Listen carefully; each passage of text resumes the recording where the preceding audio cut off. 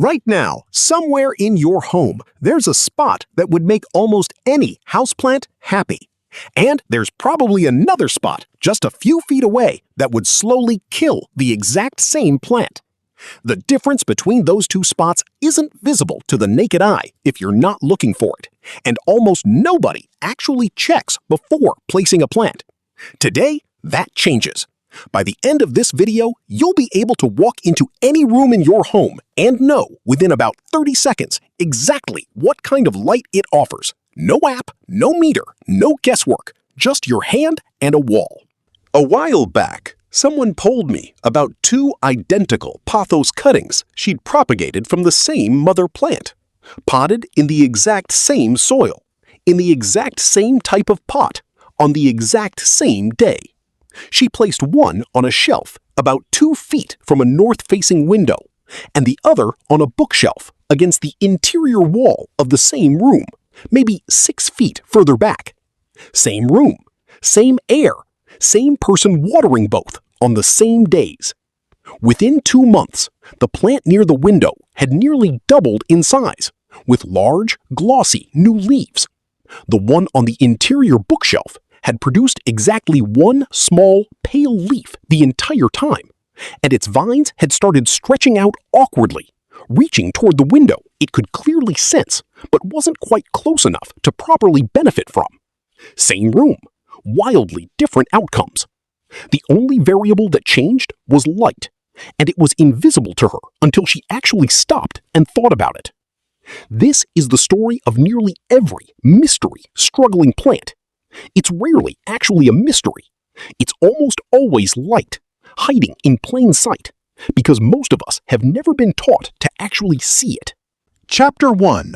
Why light is invisible until you know how to look at it. Our eyes are remarkably good at adjusting to different light levels, which is exactly why we're so bad at judging them accurately. Walk from a dim hallway into a bright kitchen, and within seconds, your eyes recalibrate so both spaces feel normally lit to you, even though one might have 10 times more usable light than the other. This built-in adjustment is fantastic for everyday life, but it's terrible for judging plant light needs because it hides massive differences that plants are extremely sensitive to. This is why so many people confidently say this room gets great light about a space that, from a plant's perspective, barely qualifies as low-medium light at best. It's not a lack of observation skill. It's simply that human eyes and plant light needs are measuring two completely different things. Once you understand this gap, you'll never trust your gut feeling about a room's brightness again. And honestly, that's a good thing. Chapter 2. The 3 categories that actually matter. For houseplant purposes, you really only need to think in 3 broad categories: low light, medium or bright indirect light, and direct light. Low light means a spot that receives no direct sun at all and is often several feet from any window, or near a window that faces away from the sun's path, like many north-facing windows in the northern hemisphere. It's usually bright enough to comfortably read a book, but that's about it. Medium to bright indirect light is the sweet spot most common houseplants actually prefer. A spot that receives plenty of daylight, often quite close to a window, but where direct sun rays rarely or never touch the leaves themselves, either because of a sheer curtain, an angle that doesn't quite align, or a window facing east or west where the sun's angle changes throughout the day. This is genuinely the most forgiving, versatile light category, and it's why bright indirect light appears on so many plant care labels. Direct light means actual sun rays hitting the leaves for a meaningful stretch of the day, typically near south-facing windows in the northern hemisphere or north-facing ones in the southern hemisphere. Very few common houseplants want hours of direct sun. Many will actually scorch, developing pale or brown patches exactly where the light hits hardest. Direct light is less common indoors than people assume, and mistaking it for merely bright light is a frequent, damaging error. Chapter 3. The Hand Shadow Test, your new favorite tool. Here's the method that replaces guesswork entirely, and it costs nothing and takes about 30 seconds. Around midday, when the sun is reasonably high, hold your hand roughly a foot above the spot you're evaluating, the exact spot where the plant's leaves would actually sit, not the floor beneath it. Look at the shadow your hand casts. If your hand casts a sharp, well-defined shadow with crisp edges, you're standing in direct or very bright light signal. If it casts a soft but still clearly visible shadow, you can tell it's a hand-shaped shadow, but the edges are blurry. That's a strong, bright indirect light signal, the sweet spot for most houseplants. If your hand casts a very faint, barely there shadow, or no discernible shadow at all, that spot is functioning as low light, regardless of how bright it might feel to your eyes while standing there. This simple test cuts straight through the eye adjustment problem we discussed in Chapter 1, because a shadow is an objective, physical thing. Your eyes can't adjust a shadow into looking different than it actually is. It's the single fastest way to get an honest read on any spot in your home. Chapter 4. Factors that quietly change the light you're working with. A handful of details can meaningfully shift a spot's light category, and most people never consider them. Window direction matters enormously. In the northern hemisphere, south-facing windows typically offer the most light throughout the day. West-facing windows deliver strong afternoon light. East-facing windows offer gentler morning light. And north-facing windows tend to offer the most consistent, lower-intensity light with little to no direct sun. In the southern hemisphere, simply flip north and south in that description. Sheer curtains, tree cover outside a window, or a building across the street can all quietly downgrade a spot from what its window direction alone would suggest.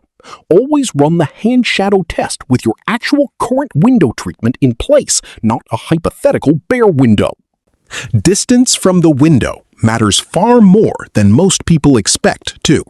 Light intensity drops off surprisingly fast, often by half or more, for every few feet you move away from a window, which is exactly why the pothos in our earlier story struggled so much, despite being in the same room.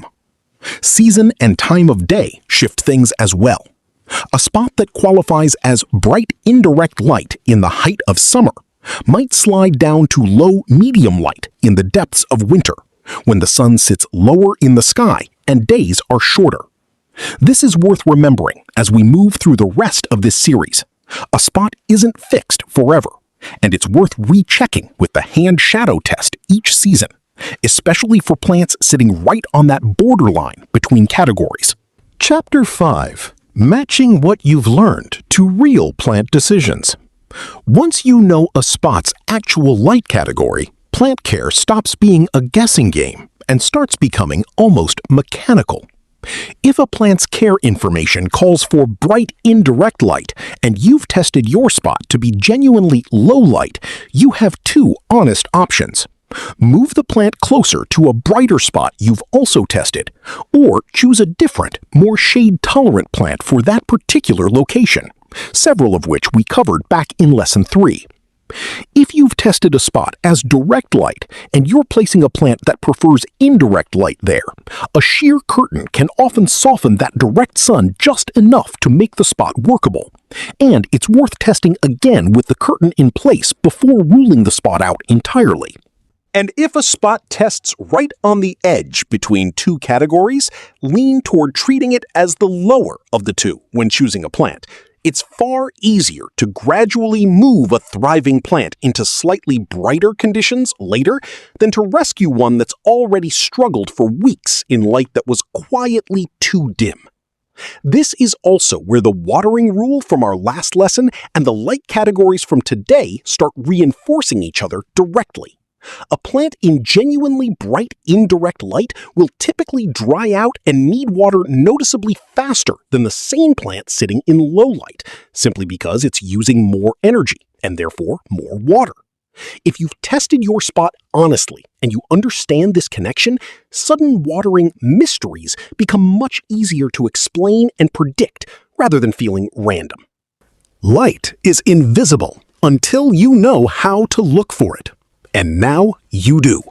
3 categories: low, bright indirect, and direct. One simple 30-second test. Hold your hand a foot above the spot and read the shadow it casts.